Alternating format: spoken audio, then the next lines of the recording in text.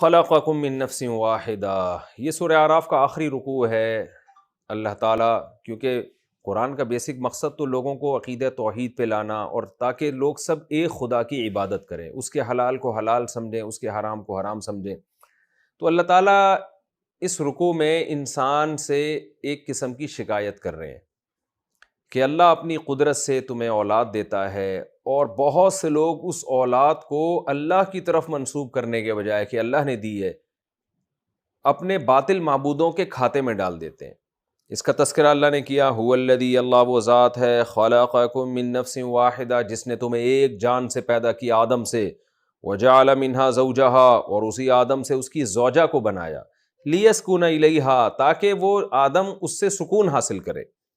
تو انسان کی زوجہ کا بڑا مقصد اللہ نے کیا بنایا کہ مرد کو عورت کے ذریعے، زوجہ کے ذریعے بہت زیادہ دماغی سکون ملتا ہے۔ یہ اللہ کی نعمت، اس نعمت کا تقاضا یہ تھا کہ یہ جو نظام ہے، بیٹا اور بیٹی پیدا ہوتے ہیں، پھر بیٹے کی شادی، پھر بیٹی کی شادی، اور پھر آگے نسل چلتی ہے، یہ تو سب اللہ کے احسانات ہیں۔ تو اس پورے پروسیس کی نسبت اللہ کی طرف کی جائے، لیکن اللہ شکایت کرتے ہیں فلما تغشاہا، پس جب وہ جان اس زوجہ کو ڈھانپ لیتی ہے۔ اب بظاہر تو ایسا لگ رہا ہے گویا آدم علیہ السلام کی بات ہو رہی ہے کہ جب آدم نے زوجہ کو، یہ کنایا ہے اصل میں جمع سے، قرآن ہم بستری اور جمع کی باتوں کا صراحتاً تذکرہ نہیں کرتا، کنایتاً تذکرہ کیا کہ اب لگا ایسا رہا ہے جیسے آدم علیہ السلام کی بات ہو رہی ہے کہ آدم نے جب حوا کو ڈھانپ لیا اور حملت حملا خفیفاً، اور ان کو تھوڑا سا خفیف حمل، بوجھ محسوس ہوا۔ پہلے زمانے میں الٹرا ساؤنڈ اور یہ سب چیزیں نہیں تھیں، عورت کو پتہ نہیں چلتا تھا کہ واقعی میرے حمل ہے یا نہیں ہے۔ جب تک حمل میں بوجھ پیدا نہیں ہو جاتا تھا اس وقت تک میاں بیوی کو یقین نہیں آتا تھا۔ قرآن کہہ رہا ہے فلما تغشاہا، جب اس نے ڈھانپ لیا، حملت حملا خفیفاً، بوجھ اٹھایا اس زوجہ نے، اس عورت نے معمولی سا، فمرت بھی، اور اسی بوجھ کے ساتھ وہ چلتی رہی، یعنی اس نے اس کو نظر انداز کیا کہ پتہ نہیں بچہ ہے یا نہیں ہے، لیکن فلما اثقلت، جب وہ بوجھل ہو گئی اور اس کو یقین ہو گیا کہ میرے پیٹ میں بچہ ہے، تو خوشی ہونے لگتی ہے ان کو۔ تو کیا خوشی؟ دعوا اللہ ربہما، دونوں مل کے اللہ کو پکارتے ہیں۔ پہلے زمانے میں مس کیریج بہت زیادہ ہوا کرتا تھا، پہلے زمانے میں حمل ضائع ہونے کے خطرے بہت زیادہ تھے، بچہ ٹھہرنے کے بعد بھی یقین نہیں ہوتا تھا کہ نارمل بچہ ہوگا یا یہ حمل ضائع ہو جائے گا۔ تو پھر لوگ اللہ سے دعائیں مانگنا شروع کرتے تھے۔ کیا دعائیں مانگتے تھے؟ دونوں مل کے دعا مانگنے لگے، رب لئن آتیتنا صالحا، اے اللہ اگر تو نے ہمیں صحت مند بچہ دیا، لنکونن من الشاکرین، ہم ضرور بھی ضرور تیرے شکر گزاروں میں سے ہو جائیں گے۔ اس کو کہتے ہیں صنعت استخدام۔ یہ بھی ایک بلاغت کا قاعدہ ہے کہ درمیان کی چیزوں کو قرآن حذف کر دیتا ہے۔ اب واقعہ چل رہا تھا کہ اللہ نے آدم کو بنایا، آدم سے ان کی زوجہ کو بنایا، پھر جب اس مرد نے عورت کو ڈھانپ لیا، تو یہاں آدم علیہ السلام مراد نہیں ہے، بلکہ یہ درمیان میں پورا ایک واقعہ حذف ہے جو بالکل بدیہی ہے، اس لیے اللہ نے حذف کر دیا کہ جب اللہ نے آدم سے ان کی زوجہ کو بنایا اور آدم کو زوجہ کے پاس سکون ملا، آدم علیہ السلام زوجہ کے پاس گئے، ان سے ان کی اولاد چلی، پھر اولاد در اولاد ہوتے ہوتے یہاں تک نوبت پہنچی کہ وہی مرد جب عورت کو ڈھانپتا ہے، یعنی اپنی زوجہ کے ساتھ جمع کرتا ہے، تو نتیجہ یہاں تک پہنچا کہ بہت سے لوگ ایسے پیدا ہو گئے کہ پہلے تو اللہ سے دعائیں مانگ رہے ہیں کہ اللہ تو نے ہمیں نیک صالح اولاد دے دی تو ہم تیرا شکر ادا کریں گے، لیکن جب اللہ نے ان کو اولاد دی تو بجائے اللہ کا شکر ادا کرنے کے مختلف طریقوں سے شرک کرنے لگے۔ کسی نے کہا کہ میں چونکہ مزار پہ گیا تھا اس لیے مجھے یہ اولاد ملی ہے، کسی نے کہا فلاں بابے سے میں نے سر پہ ہاتھ رکھوایا تھا اس کی وجہ سے یہ اولاد ملی ہے، کسی نے کیا کہا، یہاں تک کہ مشرکین مکہ تو بچوں کے نام عبد الشمس ایسے نام رکھنا شروع کر دیے انہوں نے کہ فلاں موقع پہ یہ واقعہ ہوا تھا تو اس کو شمس کی طرف، یعنی سورج کی طرف منسوب کر دو، سورج کا بندہ ہے یہ۔ تو اس کو کہتے ہیں صنعت استخدام، کہ قرآن نے درمیان کا نا پورا وہ پروسیس حذف کر دیا، کیونکہ یہ تو بالکل بدیہی بات ہے کہ آدم علیہ السلام سے شرک نہیں ہو سکتا۔ حضرت عبداللہ بن عباس رضی اللہ عنہ سے بھی اس آیت کی تفسیر میں یہی منقول ہے کہ یہ جو قرآن آگے ذکر کر رہا ہے کہ فلما تغشاہا، جب مرد نے عورت کو ڈھانپ لیا، تو اس سے مراد ہرگز آدم علیہ السلام نہیں ہے، بلکہ آدم علیہ السلام کی اولاد مراد ہے۔ تو بعض چیزیں بدیہی ہوتی ہیں تو قرآن ان کو اختصاراً ذکر کر دیتا ہے، اس کو زیادہ ڈیٹیل میں نہیں جاتا قرآن۔ اب میں دوبارہ اس آیت کا ترجمہ کرتا ہوں، سمجھ میں آئے گا انشاءاللہ۔ هو الذی خلقکم من نفس واحدہ، وہ اللہ وہ ذات ہے جس نے ایک جان سے تمہیں پیدا کیا، وجعل منها زوجہا، اسی سے ان کی زوجہ کو بنایا تاکہ وہ مرد اپنی زوجہ سے یعنی آدم اپنی زوجہ سے سکون حاصل کریں۔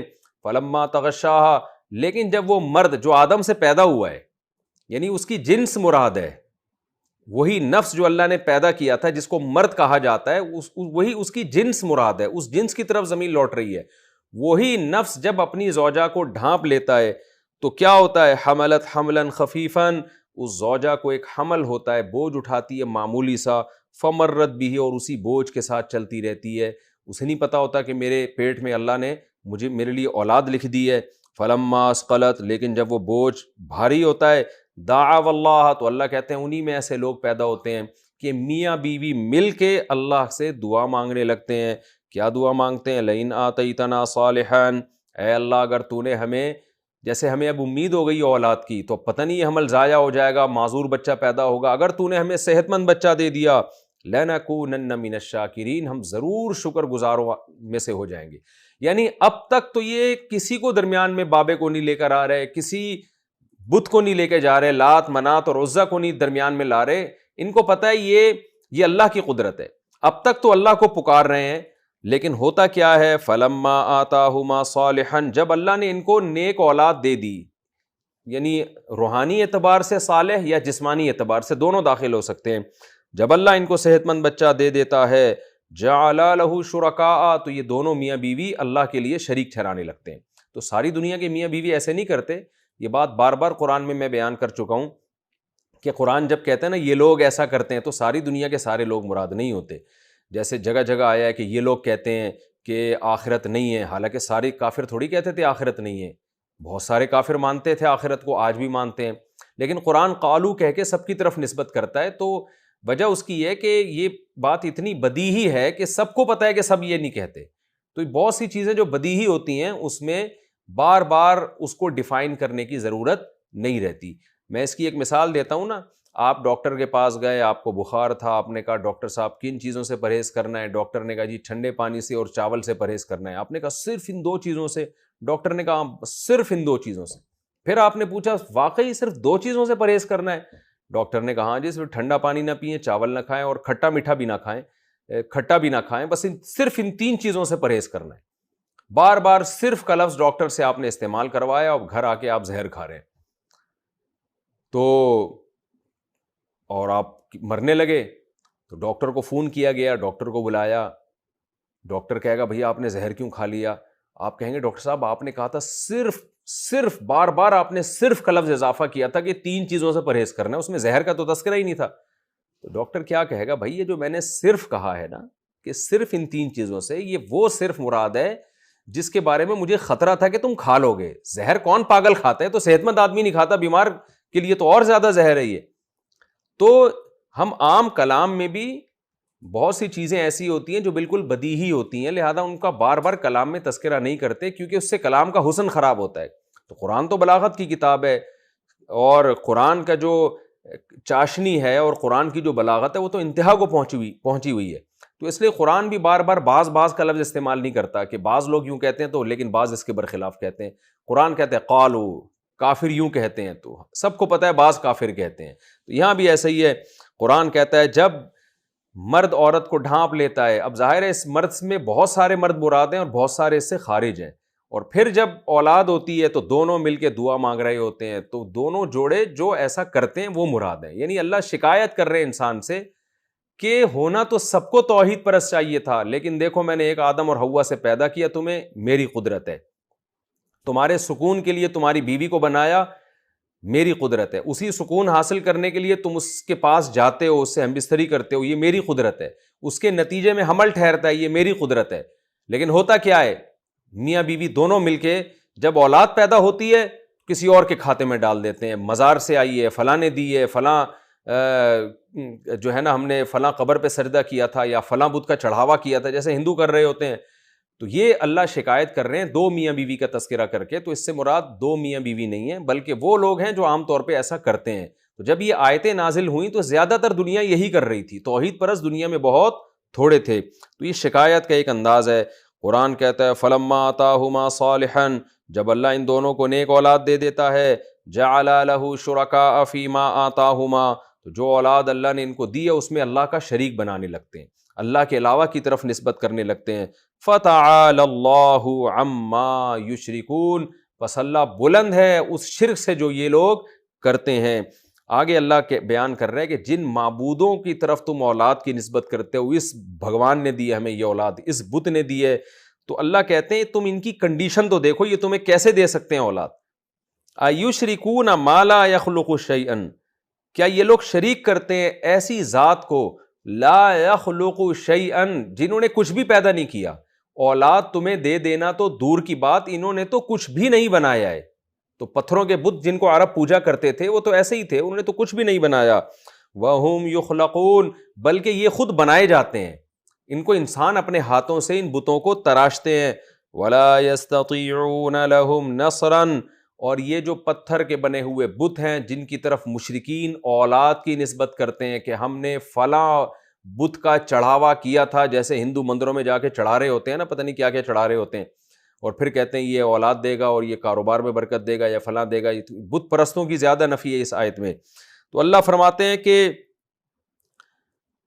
وَلَا يَسْتَطِيعُونَ لَهُمْ نَصْرًا، یہ خود اپنی مدد نہیں کر سکتے۔ اگر تم ان کو توڑ پھوڑ کرو جیسے ابراہیم علیہ السلام نے کی تھی، تو یہ خود اپنے آپ کو نہیں بچا سکتے۔ وَلَا يَسْتَطِيعُونَ لَهُمْ نَصْرًا، یہ ان لوگوں کی مدد بھی نہیں کر سکتے۔ وَلَا أَنفُسَهُمْ يَنصُرُونَ، اور نہ خود اپنی مدد کر سکتے ہیں۔ یعنی لوگوں کی مدد تو دور کی بات، جب تم ان کو مارو گے پیٹو گے یہ اپنا دفاع نہیں کر سکتے۔ وَإِن تَدْعُوهُمْ إِلَى الْهُدَىٰ، اگر تم ان کو سیدھا راستہ دکھاؤ گے، لا يَتَّبِعُوكُمْ، تو یہ فالو نہیں کر سکتے۔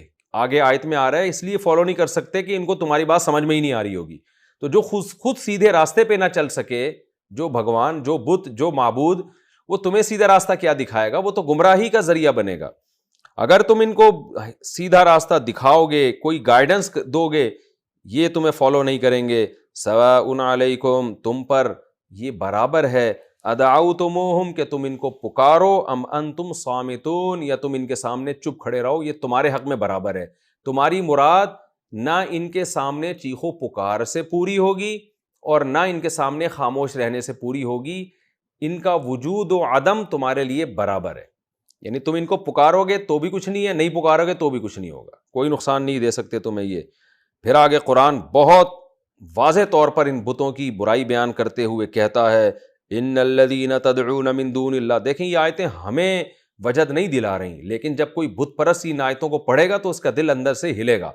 اللہ کہتا ہے ان الذین تدعون من دون اللہ، اللہ کو چھوڑ کر جن کو تم پکارتے ہو، عباد، یہ غلام ہیں، بندے ہیں، امثالکم، تمہارے جیسے۔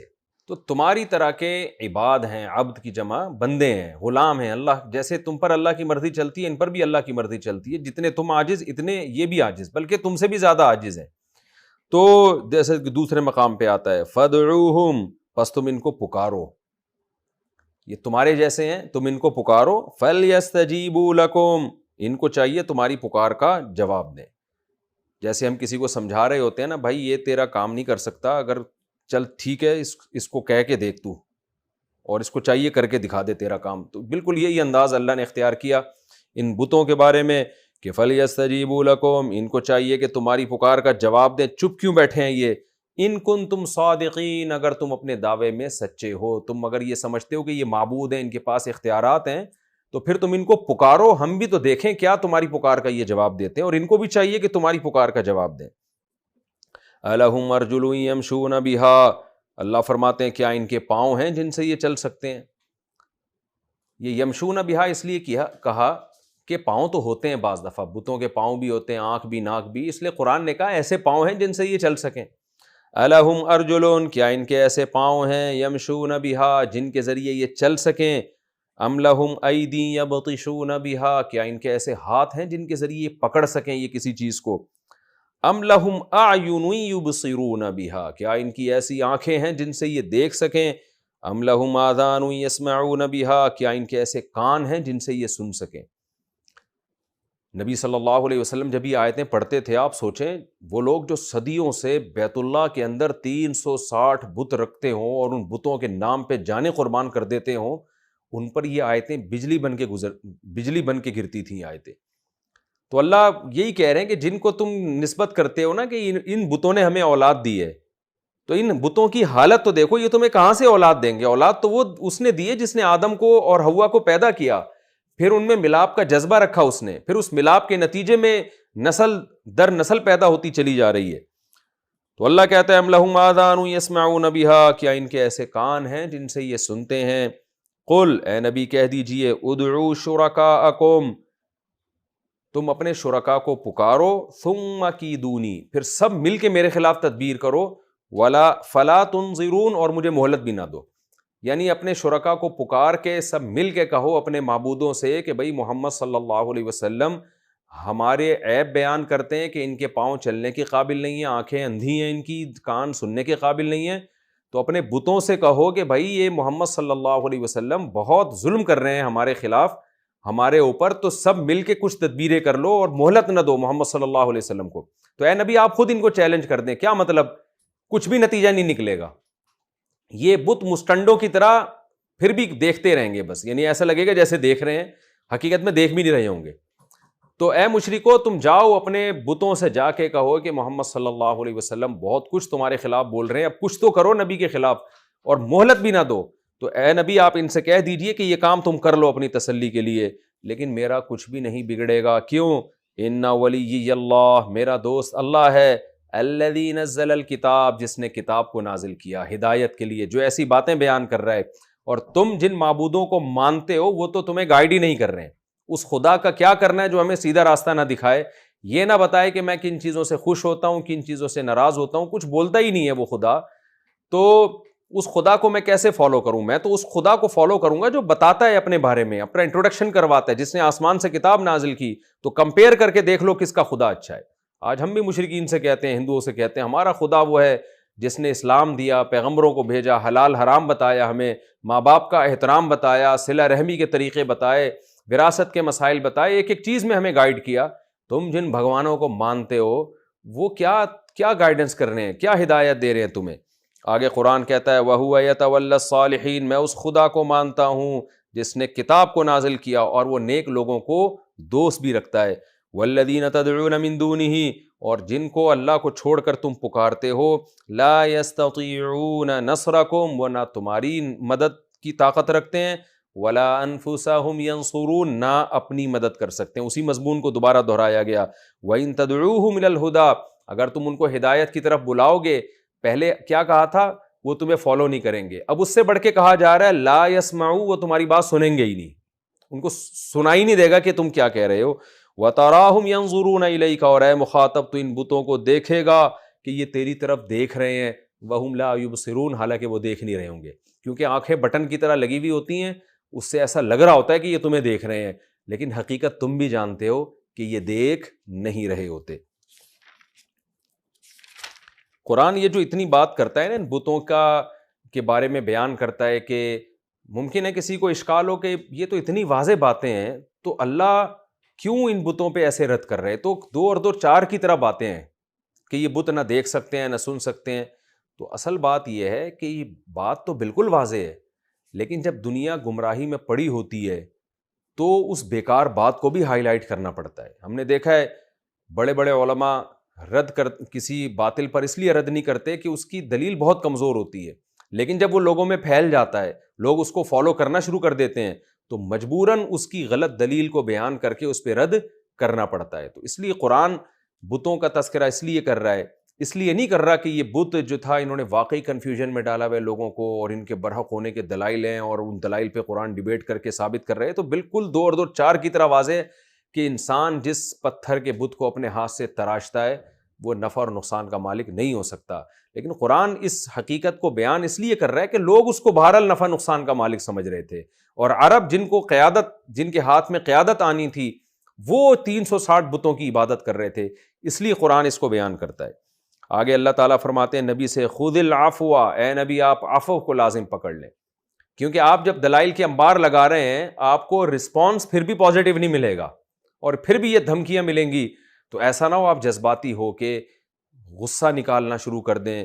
اس کا کیا نقصان ہوگا کہ آپ ابھی کمزور ہیں، تھوڑے سے لوگ آپ کے ساتھ ایمان لے کر آئے ہیں، مشرکین طاقت اور قوت میں ہیں۔ اگر آپ نے غصے کا اظہار کرنا شروع کر دیا، درگزر سے کام نہ لیا اور ان کی ہٹ دھرمی میں آپ نے بھی غصہ دکھانا شروع کر دیا، تو نقصان اسلام کا ہوگا۔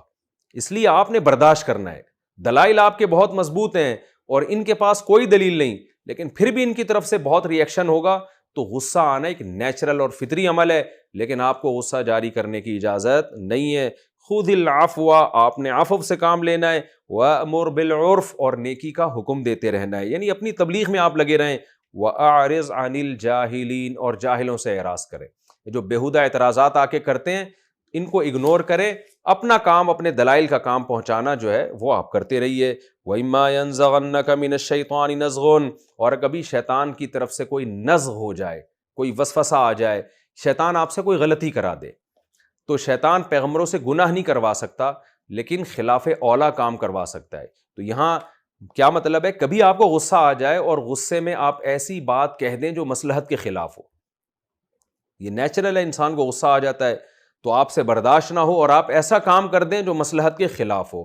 یہ مطلب ہے کہ اگر شیطان آپ کو وسوسہ ڈال دے، یہ مطلب ہے اس آیت کا، کیونکہ پیغمبروں سے نافرمانی والا کام شیطان نہیں کرا سکتا۔ یہ مضمون بہت ساری صحیح حدیث میں آیا ہے، اس کو میں بیان کرنے کی ضرورت محسوس نہیں کرتا، بس قرآن کہتا ہے اگر آپ پر کبھی شیطانی کوئی وسوسہ آ جائے، شیطان کا تصرف ہو جائے جس سے آپ خلاف اولیٰ کام کر لیں، فاستعذ باللہ، تو اللہ تعالیٰ کی پناہ مانگیں، انہ سمیع علیم، وہ سننے والا اور جاننے والا، یعنی توبہ استغفار کر لیں اور آئندہ کے لیے اللہ سے پناہ مانگیں۔ کیوں اللہ تعالیٰ اصول اور ضابطہ بیان کرتے ہیں، ان الذین اتقوا، جو بھی پرہیزگار لوگ ہیں، جب بھی شیطان کی طرف سے ان کو کوئی وسوسہ آتا ہے یا شیطان ان سے کوئی غلطی کرا دیتا ہے، تذکروا، انہیں نصیحت حاصل ہو جاتی ہے، فاذا ھم مبصرون، اچانک وہ بصیرت والے ہو جاتے ہیں، یعنی ان کو احساس ہوتا ہے ہم سے غلط ہو گیا ہے، تو توبہ استغفار کرتے ہیں۔ تو یہ پرہیزگار آدمی کی علامت ہے۔ اس سے پتہ چلا پرہیزگاری یہ نہیں ہے کہ کبھی غلطی ہو ہی نہیں، پرہیزگاری یہ ہے غلطی ہو آپ کو ندامت